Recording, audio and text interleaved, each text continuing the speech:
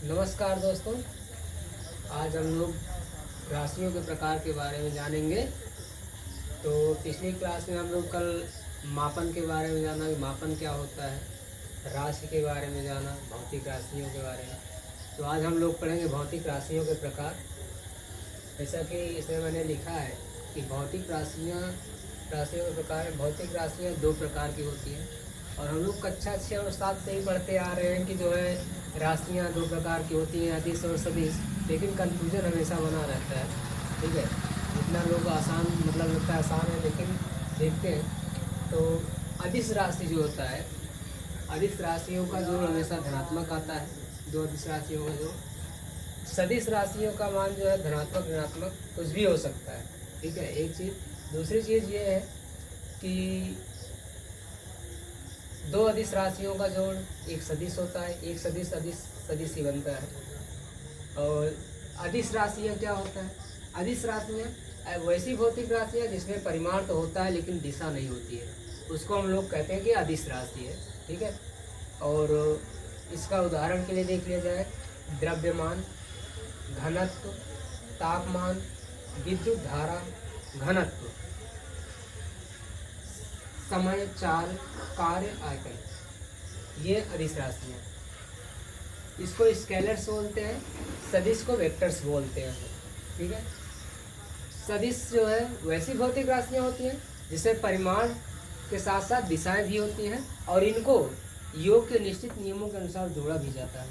ठीक है, उदाहरण के लिए अगर बात की जाए, वेग, विस्थापन, बल, रेखीय संवेग, कोणीय विस्थापन, बहुत सारी हैं। कोणीय वेग है, त्वरण है, बल, आघूर्ण, चुंबकीय क्षेत्र प्रेरण, चुंबकीय क्षेत्र तीव्रता है, चुंबकन क्षेत्र होता है, विद्युत तीव्रता है, विद्युत धारा और घनत्व। देखिए यहाँ पर विद्युत धारा और घनत्व, विद्युत धारा भी अदिश राशि है और घनत्व भी, लेकिन दो राशियों को जोड़ के दो अदिश से एक सदिश बन रहा है।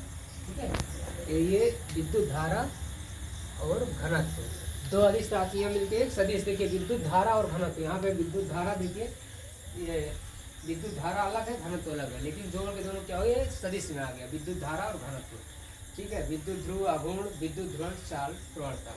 फिर बात आती है, कल हम लोग मापन के बारे में पढ़े थे कि माप क्या होता है। मापन, ठीक है, किसी दी हुई राशि की उसके मात्रक से तुलना करना मापन कहलाता है। आज हम लोग पढ़ेंगे माप के मात्रक या इकाई। तो यहाँ क्या है कि किसी राशि के मापन के निर्देश मानक को मात्रक कहते हैं। ये संक्षेप में हो गया कि कोई राशि है उसके मापन के निर्देश मानक को हम लोग मात्रक कहते हैं। ठीक है, इसका मतलब ये हुआ, इसका आशय ये है कि किसी भी राशि की माप करने के लिए, कोई राशि दी हुई हो और उसकी माप करने के लिए हम उसी राशि के एक निश्चित परिमाण को मानक मान लिया जाता है।